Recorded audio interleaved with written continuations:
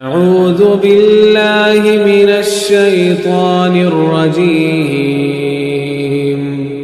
بسم الله الرحمن الرحيم۔ السلام علیکم ناظرین، یونیک ٹپس آف ہیلتھ کی طرف سے آج میں جو ویڈیو لے کر آپ کی خدمت میں حاضر ہوا ہوں وہ کمر درد اور مہروں میں خلا پیدا ہونے کے متعلق ہے۔ جن لوگوں کو سال ہر سال سے کمر کا درد ہے وہ میرا یہ نسخہ چند دن استعمال کر کے دیکھیں، انشاءاللہ فوائد وہ خود ہی جان لیں گے۔ ناظرین، درد کمر کے کسی بھی حصہ میں ہو، سروائکل ریجن میں ہو یعنی کہ یہ گردن والا حصہ جو ہے اس میں ہو، ڈورسل ریجن میں ہو، دونوں کندھوں کے درمیان جو ہے اس میں ہو، لمبر ریجن میں ہو کہ دونوں کندھوں سے نیچے والا حصہ جو کمر کا درمیانی حصہ ہے وہاں پہ ہو، یا لمبو سیکرل میں ہو کہ جو کمر کا نیچے والا حصہ ہے، ہپ بون جہاں سے سٹارٹ ہوتی ہے وہ لمبو سیکرل ایریا ہے، وہاں پہ ہو، مطلب کہیں بھی یہ ریڑھ کے یہ چار حصے ہیں، ان چاروں حصوں میں سے کسی بھی حصہ میں درد ہو تو انشاءاللہ میرا یہ نسخہ بہترین رزلٹ دے گا اور بہترین رزلٹ کا حامل نسخہ ہے۔ اس کے علاوہ ناظرین، جن لوگوں کے مہروں میں خلا پیدا ہو گیا ہو، ایک تو ان سے یہ گزارش ہے کہ زیادہ سے زیادہ بیڈ ریسٹ کریں، کسی بھی جھکنے والا کوئی بھی کام نہ کریں اور کوئی بھی مشقت والا کام نہ کریں، کوئی وزن اٹھانے والا کام نہ کریں، زیادہ بیٹھنے والا یا زیادہ چلنے پھرنے والا کام نہ کریں جس سے آپ کی ریڑھ پہ سٹریس آئے۔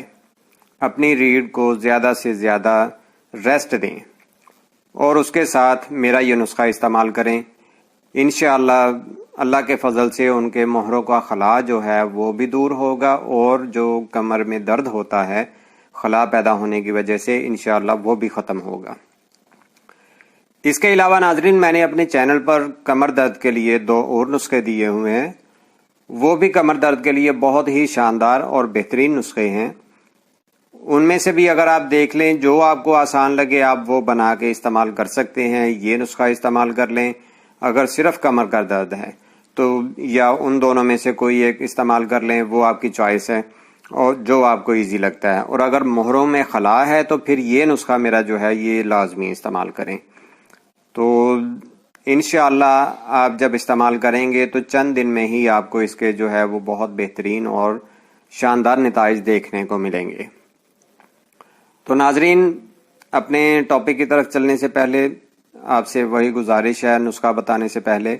کہ جن لوگوں نے ابھی تک میرے چینل کو سبسکرائب نہیں کیا وہ میرے چینل کو سبسکرائب کر لیں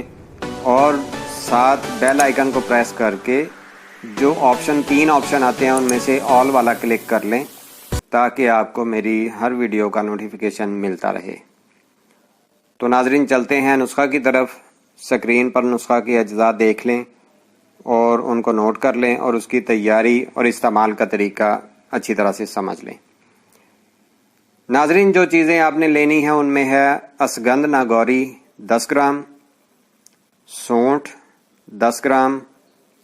کست شیریں 5 گرام، سرنجا شیریں 5 گرام، لونگ 5 گرام، کالی مرچ 5 گرام، اکر کرہ 5 گرام۔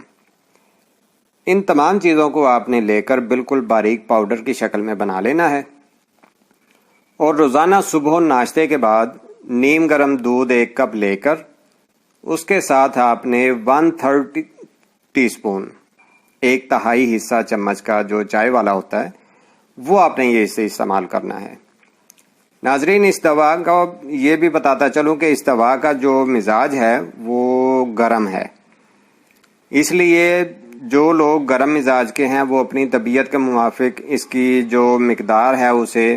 کم یا زیادہ کر سکتے ہیں۔ اگر کسی کو تھوڑی سی گرمی محسوس ہو دوائی کھانے سے تو وہ اسے تھوڑی سی مقدار کم میں استعمال کر سکتے ہیں، اور اگر کسی کا مزاج ٹھنڈا ہے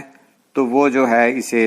اسی مقدار میں استعمال کر سکتے ہیں، ان کو انشاءاللہ اس سے تلخی یا کوئی اس طرح کی چیز محسوس نہیں ہوگی۔ تو اگلی ویڈیو انشاءاللہ چہرے کے دانے اور جلد کی خارش پر ہے، جو کہ میں آپ کی خدمت میں لے کر حاضر ہوں گا۔ اس ویڈیو کو لائک اور شیئر کرنا مت بھولیے گا۔ اگر کسی بات کی سمجھ نہ آئی ہو تو وہ آپ مجھے کامنٹس باکس میں پوچھ سکتے ہیں، اور انشاءاللہ اگلی ویڈیو کے ساتھ پھر آپ کی خدمت میں حاضر ہوں گا۔ تب تک کے لیے مجھے اجازت دیں۔ اللہ حافظ۔